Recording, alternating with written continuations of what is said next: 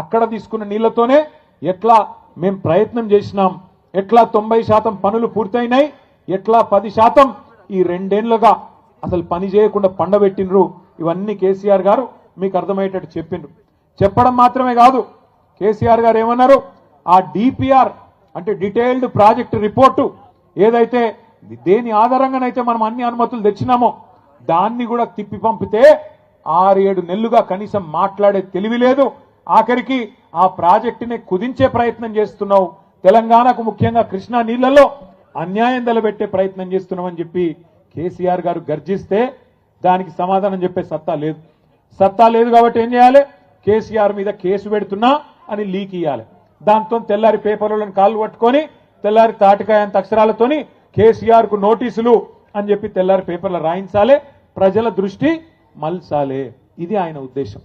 6 గ్యారెంటీల గురించి ఎవరు మాట్లాడొద్దు, రైతు బంధు గురించి ఎవరు మాట్లాడొద్దు, రైతు కూలీలకు నెలకు ఇస్తానన్న 1000 రూపాయలు, ఇందిరమ్మ ఆత్మీయ భరోసా అని బిల్డప్ ఏదైతే ఇచ్చిండో, లక్షలాది మంది రైతు కూలీలు ఏదైతే ఎదురు చూస్తున్నారో దాని గురించి మాట్లాడొద్దు.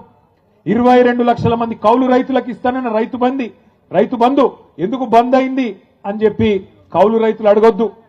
తులం బంగారం ఏమైంది నాయనా అని ఆడబిడ్డలు అడగొద్దు. అట్లాగే బతుకమ్మ చీర ఏమైంది అని మహిళలు ఎవరు అడగొద్దు. నెలకి ఇస్తానన్న 2,500 ఏమైంది అని గుర్తు చేయొద్దు.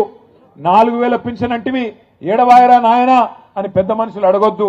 ఇస్తానన్న 2 లక్షల ఉద్యోగాలు ఏవి అని పిల్లలు అడగొద్దు. మాకు స్కూటీలు ఇస్తానంటివి ఏవి అని ఆడపిల్లలు అడగొద్దు. అట్లాగే నిరుద్యోగ భృతి అంటివి 4,000 అదెక్కడా అని పిల్లలు అడగొద్దు. ఇస్తానన్న 12 లక్షల అంబేద్కర్ అభయహస్తం దళిత బంధు తీసేసి 12 లక్షలు ఇస్తా అన్నాడు కదా కేసీఆర్ గారు. 10 లక్షలు ఇస్తే నేను 12 లక్షలు ఇస్తా అన్నాడు. ఏమైంది అని దళితులు అడగొద్దు, గిరిజనులు అడగొద్దు. అట్లాగే బీసీలకు 42% ప్రభుత్వ కాంట్రాక్టులలో, విద్యలో, ఉపాధిలో, సర్పంచ్ ఎన్నికల్లో, స్థానిక సంస్థల్లో ఇస్తానన్న రిజర్వేషన్ ఏమైందని బీసీలు అడగొద్దు. పెడతానన్న 20,000 కోట్ల బడ్జెట్ సంవత్సరానికి మొత్తం 5 ఏళ్లలో 1,00,000 కోట్ల బడ్జెట్ ఏమైంది అని బీసీలు అడగొద్దు. ఇస్తానన్న గొర్రెలేమాయ్ అని యాదవులు అడగొద్దు. తెస్తానన్న చేపలేడవాయ్ అని ముదిరాజులు గంగపుత్రులు అడగొద్దు. బీసీ డీలకెళ్ళి ఏలకు మారుస్తానో కదా ఏమాయ్ అని ముదిరాజులు అడగొద్దు. ఇట్లా 420 హామీలు ఏవైతున్నాయో వీటన్నిటి నుంచి దృష్టి మళ్లించాలంటే ఏం చేయాలి, కేసీఆర్ కు నోటీసులు ఇవ్వాలి. అందుకే ఇలా నోటీసులు ఇచ్చి ప్రజలను మళ్ళొక్కసారి పత్రికలను మేనేజ్ చేసి, టీవీలను మేనేజ్ చేసి గందరగోళం చేసే ప్రయత్నం చేస్తున్నాడు ముఖ్యమంత్రి. దయచేసి నేను మీ అందరికి ఒకటే విజ్ఞప్తి చేస్తున్నా. మహాభారతంలో చెప్తారు, అర్జునుడు విలువిద్య నేర్చుకునేటప్పుడు ఒకటే మాట చెప్తారట వాళ్ళ గురువు గారు ద్రోణాచార్యుడు. ఏమని, నీ మొత్తం దృష్టి చిలుక కన్ను మీదనే ఉండాలి, కొడితే చిలుక కన్నునే కొట్టాలి తప్ప ఇంకేది కనబడద్దు. చెట్టు కనబడద్దు, చెట్టు మీద ఉన్న దానికి ఉన్న మరి కొమ్మలు కనబడద్దు, కొమ్మ చుట్టూ ఉన్న ఆకులు కనబడద్దు, ఏది కనబడద్దు. ఆ చెట్టు మీద కూర్చున్న చిలుక కన్నుకే కొట్టాలని చెప్పి తదేక దీక్షతోని దృష్టి పెట్టి కొట్టుమనేదైతే చెప్తాడో మన కేసీఆర్ గారు కూడా మీకు అదే చెప్పమని చెప్పిండు నల్లగొండలో. ఒకటి మన దృష్టి, మన మీద ఎన్నెన్న కేసులు పెట్టుకొని, కేసులు పెట్టని అవసరమైతే జైలుకు పంపని ఏమన్నా కానీ కాంగ్రెస్ ను మాత్రం ప్రజాక్షేత్రంలో 420 హామీలు అమలు చేసేదాకా, నల్లగొండ మహబూబ్ నగర్ జిల్లా రైతాంగానికి కృష్ణా జలాల్లో న్యాయం జరిగేదాకా వదిలిపెట్టే సమస్య లేదు. పోరాటం ఎంత దాకైనా పోదామనే మాట కూడా నేను మళ్ళొక్కసారి మీకు విజ్ఞప్తి చేస్తా ఉన్నా. భయపడకండి, ఎవ్వలతో ఏం కాదు. కాంగ్రెస్ వాళ్ళకంత ధైర్యం కూడా లేదు. కేసీఆర్ గారు గర్జిస్తే ఈ జిల్లా మంత్రులు, నీళ్ల మంత్రి కూడా ఈ జిల్లాలోనే ఉన్నాడు. పాపం ఆయనకు నీళ్ల గురించి కూడా తెలియదు. నిన్న ప్రెస్ మీట్ పెట్టిండి, నేను చూస్తా ఉంటా. ఆయనకి ఏం తెలియదు. ఏమన్నా అంటే నేను ప్రిపేర్ అయ్యి రాలే రేపు వస్తా అంటాడు. మళ్ళా ఒక ఆయననేమో ప్రిపేర్ అయ్యి రాడు, ఇంకొక ఆయనేమో నీళ్లు వాటర్ నేను ఎక్కువ చెప్పా ఆయన గురించి. గిసంటోళ్ళు ఈ జిల్లా మంత్రులు. ఏం తెలుసు వీళ్ళకు? నీళ్ల గురించి తెలుసా? ప్రజల అవస్థల గురించి తెలుసా? అడ్డమైన అబద్ధాలు చెప్పి అర్రాసు పాటవాడి ఇవాళ అడ్డదారిలో అధికారంలోకి వచ్చి కూర్చున్నారు. మీదికెళ్ళి ఇవాళ హుంకరిస్తా ఉన్నారు, బెదిరించే ప్రయత్నం చేస్తున్నారు. బెదిరింపులు అంటే మామూలు బెదిరింపులు కాదు. ఇక్కడే ఎల్లారెడ్డిగూడెంలో ఎల్లమ్మగూడెంలో యాదగిరిని ఏ రకంగా అవమానించినరో ఒక యాదవ సోదరుణ్ణి మీ కళ్ళ ముంగట్నే ఉన్నది. లింగంపల్లిలో, సూర్యాపేట జిల్లాలోని నూతనకల్లి మండలం లింగంపల్లిలో మల్లయ్య యాదవ్ గారిని కిరాతకంగా హత్య చేసినారు. అట్లాగే చిన్న కాపర్తిలో ఇప్పుడే లింగయ్య గారు చెప్పినట్టు గెలిచిన వాళ్ళను పోస్టల్ బ్యాలెట్లను లెక్క పెట్టకుండా ఓడించినట్టు ప్రకటించినారు. అట్లా చాలా గ్రామాల్లో, ఇక్కడ నారాయణపురంలో కానీ ఇంకా చాలా గ్రామాలలో ఇవాళ ఈ అరాచకంతో రీకౌంటింగ్ చేసి మొదలు గెలిచిన వాళ్ళను తర్వాత ఓడిపోయిన వాళ్ళుగా ప్రకటించి ఆ రకంగా కూడా అన్యాయం చేసినారు. ఇవాళ బెదిరింపులు పనిచేయకపోవడంతో కొత్త కథ ఎత్తుకున్నారు. ఏమని, మీకు ఇందిరమ్మ ఇల్లు ఇయ్యం, మీకు ఫలానాది ఇయ్యం, మీరు సర్పంచులందరూ మాతోనే వస్తేనే రేపటి రోజున మీకేమైనా ఉంటుందని చెప్తున్నారు. నేను మీ అందరికీ ఒకటే గెలిచిన మా గౌరవ సర్పంచులకు ఉప సర్పంచులకు ప్రత్యేకంగా నేను విజ్ఞప్తి చేస్తా ఉన్నా. ఒక్కసారి మీరు పరిస్థితి గమనించండి. గెలిచిన కాంగ్రెస్ ఎమ్మెల్యేలకే ఇవాళ దిక్కు లేదు. అక్కడ మీరు చూడండి, నేను చెప్పేది అబద్ధం కాదు. ఒక ఎమ్మెల్యే గారు, కాంగ్రెస్ ఎమ్మెల్యే నిజామాబాద్ జిల్లాలో, కామారెడ్డి జిల్లాలో, ఇక రేవంత్ రెడ్డి గారు నిధులు ఇస్తలేడు అభివృద్ధికి అని చెప్పి ప్రపంచ బ్యాంకుకు ఉత్తరం రాసిండు. ఆయన, అయ్యా నాకు ఒక 100 కోట్లు ఇవ్వండి, మా ముఖ్యమంత్రి గారు పైసలు ఇస్తలేడు, అభివృద్ధికి పైసలు లేవంట అని ఆయన ఉత్తరం రాసుకున్నాడు. అట్లాగే ఇంకొక ఎమ్మెల్యే గారు, మహబూబ్ నగర్ జిల్లా ఎమ్మెల్యే గారు, కాంగ్రెస్ ఎమ్మెల్యే ఎన్ఎం శ్రీనివాసరెడ్డి, ఆయన కుల్లా చెప్తున్నాడు, కాంగ్రెస్ ఎమ్మెల్యేలకు పైసలు లేవు, ప్రభుత్వం దగ్గర డబ్బులు లేవు, మాకు పెళ్లిళ్లకు పేరెంటాలకు పోవడం తప్ప మాకు ఏ పని లేకుండా పోదు అని చెప్పి ఆ ఎన్ఎం శ్రీనివాసరెడ్డి గారు చెప్తా ఉన్నాడు. ఇది మీకు ఎందుకు చెప్తున్నా అంటే, గెలిచిన ఎమ్మెల్యేల పరిస్థితి ఇట్లా ఉన్నది. వాళ్ళు అనుకుంటున్నారు, కాంగ్రెస్ ఎమ్మెల్యేలు మేము అనుకుంటే సర్పంచులను ఇబ్బంది పెట్టగలుగుతామని వాళ్ళు అనుకుంటున్నారు. కానీ మీకు రక్షణగా నిలబడేది, మీకు రక్షణకు వచ్చేది, మీ హక్కులను కాపాడేది ఒకరే ఒక్కరు, డాక్టర్ బాబాసాహెబ్ అంబేద్కర్ రాసిన రాజ్యాంగమే మీకు ఇవాళ హక్కుగా అండగా నిలబడుతుందని చెప్పి మాట నేను విజ్ఞప్తి చేస్తా ఉన్నా. ఈ పైసలు ఏవైతే వాళ్ళు చెప్తున్నారో, నేను ఈయనియ్యా ఇచ్చేస్తా అజ్జేస్తా అని, ఎవడి అబ్బ సొమ్ము కాదు, ఎవడి అత్త సొమ్ము కాదు. ప్రజల పైసలు, పన్నుల రూపంలో ప్రజలు కట్టిన పైసలను మళ్ళీ తిరిగి వారి కోసమే ఖర్చు పెట్టడం ప్రజాప్రతినిధులుగా మన బాధ్యత. ప్రజాప్రతినిధులుగా ఇవాళ దేశంలో 5 అంచెల్లో ప్రభుత్వాలు ఉన్నాయి. ఢిల్లీలో కేంద్ర ప్రభుత్వం ఉన్నది, ప్రధానమంత్రి గారు, మంత్రి మండలి, ఎంపీలు ఢిల్లీలో ఉంటారు. రాష్ట్రంలో రాష్ట్ర ప్రభుత్వం ఉంటుంది, ముఖ్యమంత్రి గారు, మంత్రి మండలి, ఎమ్మెల్యేలు, ఎమ్మెల్సీలు రాష్ట్రంలో ఉంటారు.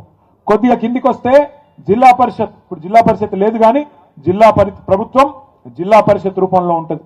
ఇంకొద్దిగా కిందికి వస్తే మండల పరిషత్తు, మున్సిపాలిటీలు, ఇక్కడ మండల పరిషత్తు, అక్కడ మున్సిపాలిటీలు. ఇంకా కొద్దిగా కిందికి వస్తే గ్రామ స్థాయిలో గ్రామ పంచాయతీల్లో మీరే బాసులు. ఈ మాట ఎందుకు అంటున్నా అంటే, రాజ్యాంగంలోనే అంబేద్కర్ గారు రాసినారు 5 అంచెల ప్రభుత్వం గురించి. ఈ 5 అంచెల ప్రభుత్వంలో రాష్ట్రానికి ముఖ్యమంత్రి ఎట్లనో గ్రామానికి సర్పంచ్ గారు అట్లా అనే మాట నేను విజ్ఞప్తి చేస్తా ఉన్నా. మీకు వచ్చే నిధులు మీకే వస్తాయి, మీ హక్కుగా. ఇది ఎవరో మీకు భిక్షమేస్తేనో, ఎవరో మీకు ఇట్లా చేయి విధులిస్తేనో వచ్చేది కాదు. ఫైనాన్స్ కమిషన్ ద్వారా రాజ్యాంగం ప్రకారం ఇవాళ ఢిల్లీలో రూపాయి విడుదలైతే ఫైనాన్స్ కమిషన్ డబ్బులు 85 పైసలు డైరెక్ట్ గా గ్రామ పంచాయతీ అకౌంట్లకే వస్తాయి. 10 పైసలు మండల పరిషత్ అకౌంట్లోకి పోతాయి, 5 పైసలు మాత్రమే మీకు జిల్లా పరిషత్ అకౌంట్లోకి వస్తాయి. జిల్లా పరిషత్కు, మండల పరిషత్కు కొన్ని వేరే నిధులు కూడా వస్తాయి. కేసీఆర్ గారి ప్రభుత్వం ఉన్నప్పుడు ఏ రకంగా ఉండేది గ్రామాల పరిస్థితి ఒక్కసారి గుర్తు తెచ్చుకోండి. బ్రహ్మాండంగా రూపాయి ఢిల్లీ నుంచి ఫైనాన్స్ కమిషన్ డబ్బులు విడుదలైతే రాష్ట్రంలో పల్లె ప్రగతి పేరిట కేసీఆర్ గారు ప్రోగ్రాం పెట్టి ఆ రూపాయికి ఇంకొక రూపాయి తోడేసి జీతం ఇచ్చినట్టే మొదటి వారంలోనే మీకు గ్రామ పంచాయతీ ఖాతాల్లో డబ్బులు డిపాజిట్ అయ్యేది. సర్పంచులకు నిధులు ఇవ్వడమే కాదు, విధులు కూడా గుర్తు చేయాలన్న ఉద్దేశంతో ప్రతి గ్రామంలో మంచి పనులు కేసీఆర్ గారి నాయకత్వంలో 10 ఏళ్లు మనం చేసుకున్నాం. చెట్లు పెట్టుకున్నాం. ఇవాళ ఏ ఊరికి పోయినా బ్రహ్మాండంగా చెట్లు మనకు స్వాగతం పలుకుతా ఉన్నాయి. 270 కోట్ల మొక్కలు కేసీఆర్ గారి నాయకత్వంలో తెలంగాణకు హరితహారం అనే పేరిట రాష్ట్రం మొత్తంలో పెట్టుకున్నాం. దేశంలో ఎక్కడా లేదు. ప్రతి గ్రామానికి ఒక నర్సరీ, ప్రతి గ్రామంలో ఒక నర్సరీ, ప్రతి గ్రామంలో చెత్తను సేకరించడానికి ఒక ట్రాక్టర్, ఆ మొక్కలకు నీళ్లు పోయడానికి, మనం హరితహారంలో పెట్టిన మొక్కలకు నీళ్లు పోయడానికి ఒక ట్యాంకర్, అట్లాగే ఆ చెత్తను పారేయడానికి ఒక డంపింగ్ యార్డ్. మనుషులు చనిపోతే భారతదేశంలో ఎక్కడా లేదు. ప్రతి గ్రామంలో ఒక వైకుంఠ ధామం, అట్లాగే పిల్లలు ఆడుకోవడానికి క్రీడా ప్రాంగణం, పెద్ద మనుషులు తిరగడానికి ఒక పార్కు, పల్లె ప్రకృతి వనం. భారతదేశంలో ఎక్కడా ఒక గ్రామంలో ఇన్ని సౌలతులు లేవు. అందుకే కేసీఆర్ గారి నాయకత్వంలో తెలంగాణ పల్లెలను మనం అద్భుతంగా మార్చుకున్నాం. కాబట్టే భారతదేశంలో ఉత్తమ గ్రామ పంచాయతీలు ఎక్కడ ఉన్నాయి అని కేంద్ర ప్రభుత్వం లెక్కదీస్తే టాప్ 20 మొదటి 20 ఎక్కడున్నాయని లెక్కదీస్తే 20కి 20 తెలంగాణలో ఉన్నాయి కేసీఆర్ గారి నాయకత్వంలో అని కేంద్ర ప్రభుత్వమే మనకు కితాబిచ్చింది. 3% కంటే తక్కువ జనాభా భారతదేశంలో తెలంగాణది. కానీ ఉత్తమ గ్రామ పంచాయతీలకు అవార్డులు ఇస్తే జాతీయ పంచాయతీరాజ్ దినోత్సవం నాడు 3% జనాభా ఉన్న తెలంగాణ 30% అవార్డులు గెలుచుకున్నది అంటే దానికి కేసీఆర్ గారి దక్షత నాయకత్వ పటిమనే కారణం. ఇవాళ సర్పంచులను నేను కోరుతా ఉన్నా, కేసీఆర్ గారు ముఖ్యమంత్రిగా లేకపోవచ్చు, కానీ వారు చూపిన బాట మీ కళ్ళ ముంగట్నే ఉన్నది.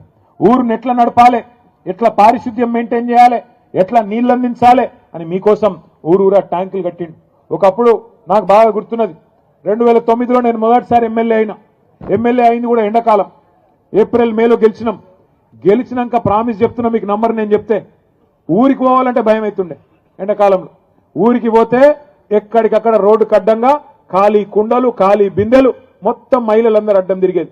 అన్నా మా ఊర్లో నీళ్లు లేవు, మా ఊర్లో 2 బోర్లు లేపి 2 మోటార్లు పెట్టి అని గడబడి చేసేది. ఇలా మీరు అదృష్టవంతులు సర్పంచులు, మీకు ఆ బాధ లేదు. మిషన్ భగీరథ పేరుతో 40,000 కోట్లతో ఇదే నల్లగొండ జిల్లాలో ఉన్న ఫ్లోరోసిస్ ను రూపు మాపిన నాయకుడు మన నాయకుడు కేసీఆర్ గారు. ఇంటింటికి నల్లా పెట్టి కృష్ణా నీళ్ళని తీసుకొచ్చి మా ఆడబిడ్డలకు ఇవాళ గోస లేకుండా చేసిన నాయకుడు కేసీఆర్ గారు. అందుకే అంటున్నా నేను, మీకు గతంలో ఉండే సర్పంచులకు ఉండే బాధ గోస మీకు లేదు. లేకపోతే ఎండాకాలం వచ్చింది అంటే సర్పంచుల బాధ అంతా ఏ బాయి కిరాయికి తీసుకోవాలి, ఏ వ్యవసాయ బాయిని తీసుకొని వాటి కిరాయి ఎట్లా ఇవ్వాలి, ఎట్లా మోటార్లు పెట్టాలి, ఎట్లా నీళ్లు అందించాలి, ఇదే బాట ఉంటుండే. ఇక పట్టణాల్లో అయితే వాటర్ ట్యాంకర్లు తప్ప ఇంకో దిక్కు లేకుండే. ఇలా బాధ పోయింది. అట్లే కరెంటు కష్టం ఉండే, ఆ కరెంటు కష్టం కూడా పోయింది. ట్రాన్స్ఫారంలు కాలుడు, మోటార్లు వేలుడు, ఈ లొల్లెంత పోయింది. మళ్ళా కాంగ్రెస్ అనే దరిద్రం వచ్చినాక మళ్ళీ శురువైంది నాకు తెలుసు. ఇదంతా ఎందుకు చెప్తున్నా మీకంటే, కేసీఆర్ గారు మీకు చూపెట్టిన బాట మీకు కళ్ళ ముంగటుంది. ఊరు ఎట్లా పరిశుభ్రంగా ఉండాలి, చెట్లు ఎట్లా పెంచాలి, ఊరిలో కార్యక్రమాలు ఎట్లా చేయాలి, ఇవన్నీ కూడా మీ అందరికి అవగాహన ఉంది. కానీ ఒక్క విషయం దయచేసి గుర్తుపెట్టుకోండి, ఇందిరమ్మ ఇండ్లైనా ఇంకోటైనా పెన్షన్లు ఇచ్చేదైనా ఇంకోటైనా అదెవరో మీ ఎమ్మెల్యేనో ఎంపీనో ఎవరో చేసే పని కాదు.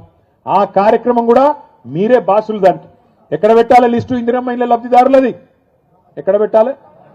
గ్రామ పంచాయతీలో. ఎవరు తీర్మానం చేయాలి? మీరే తీర్మానం చేస్తే లెక్క చెల్లుతుంది తప్ప నిన్నటి దాకా ఒక లెక్క, రేపటి నుంచి ఒక లెక్క అనే మాటను గుర్తు చేస్తున్నా. నిన్నటి దాకా మీరు లేరు, వాళ్ళు ఆడింది ఆట పాడింది పాట. ఇప్పుడు మీరు వచ్చిండ్రు 1-2 రాలే మీరు. ఇగో మీ జిల్లాలో ఎంతమంది వచ్చిర్రంటే కొద్దిగా అనుమాన పక్షులు ఎక్కువ ఉన్నారు కాంగ్రెస్ వాళ్ళు కాబట్టి చదువుతున్నాం. నల్లగొండలో 23 మంది సర్పంచులు నల్లగొండ నియోజకవర్గంలో, ఎందుకంటే ఇక్కడ సర్పంచుల సంఖ్యనే తక్కువ.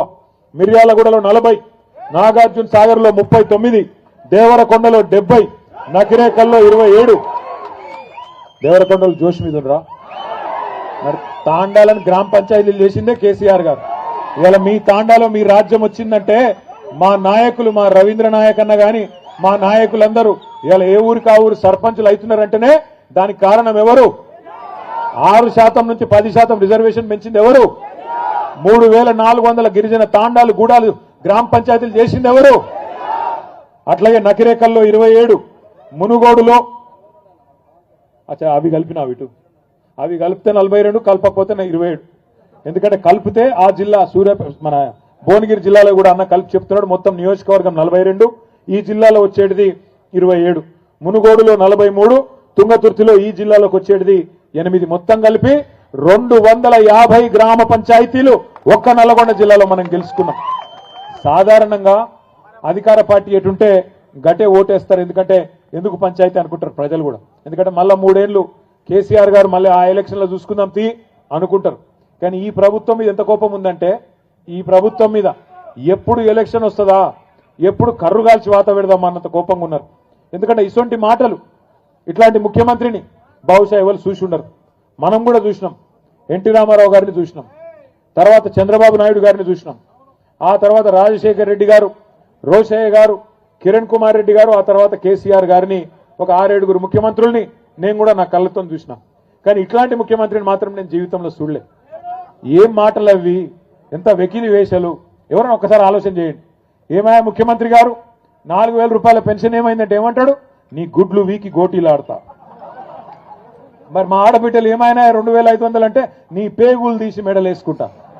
ఏమైందా ముఖ్యమంత్రి, అమలు చేస్తలేవు 6 గ్యారంటీలు అంటే నన్ను ఢిల్లీకి పోతే చెప్పులు ఎత్తుకపోతానేమని దొంగ లెక్క చూస్తున్నారు. ఇక ఈయన మన ముఖ్యమంత్రి మన కర్మానికి. లంకె బిందెలు ఉంటాయనుకొని సెక్రటేరియట్కి వచ్చిందంట. లంకె బిందెలు ఉంటాయనుకొని సెక్రటేరియట్కి వచ్చిందంట. వెనకటికి ఎవడో ముఖం బాగా లేకపోతే అద్దం బల్ల కొట్టిందంట. గట్లున్నది ఈయన కథ. ఎందుకు చెప్తున్నా ఈ మాట అంటే, ఒకటే దొంగ ప్రచారం నేర్చుకున్నారు కాంగ్రెస్ వాళ్ళంతా.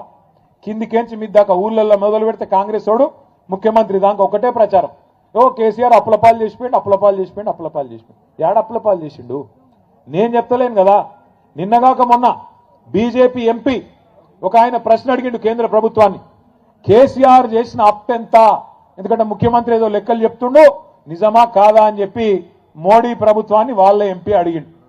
అడిగితే మోడీ ప్రభుత్వం ఏం చేసింది, RBI reserve bank of India మొత్తం భారతదేశంలో ఉన్న బ్యాంకులన్నిటికీ వాళ్ళే పెద్దోళ్ళు, వాళ్ళని అడిగింది. కాగని ఇంకోటి ఉంటుంది, కంట్రోలర్ అండ్ ఆడిటర్ జనరల్, మొత్తం లెక్క పత్రం తీసేది వాళ్ళు. ఏ రాష్ట్రం ఎంత ఖర్చు పెడుతున్నది, ఎంత అప్పు చేస్తున్నది లెక్కలు తీస్తారు వాళ్ళు. వాళ్ళిద్దరిని అడిగింది. అడిగి పార్లమెంట్లో చెప్పింది. నేను చెప్తున్న కథ కాదు, బీఆర్ఎస్ కథ కాదు. ఏం చెప్పిర్రంటే, కేసీఆర్ అధికారంలోకి వచ్చిన మొదటి రోజు జూన్ 2, 2014 నాడు తెలంగాణ రాష్ట్రం నెత్తి మీద ఉన్న అప్పు 80,000 కోట్లు. సారీ 72,000 కోట్లు. 72,000 కోట్లు. కేసీఆర్ దిగిపోయిన నాడు ముఖ్యమంత్రిగా డిసెంబర్ 3, 2023 నాడు మొత్తం అప్పు తెలంగాణ రాష్ట్రం మీద 3,50,000 కోట్లు. మరి 3,50,000 కోట్లు మొత్తము, అందులో 72 మాకు వారసత్వంగా విరాసత్గా ఇచ్చింది. తీసేస్తే ఎంత? 2,80,000 కోట్లు. మరి 2,80,000 కోట్ల అప్పును రేవంత్ రెడ్డి 8 లక్షల కోట్లు అంటాడు, బట్టి విక్రమార్క 7 లక్షల కోట్లు అంటాడు, ఇంకొక ఆయన 6 లక్షలు అంటాడు. వాళ్ళ నోటికి ఎంత వస్తే అంత.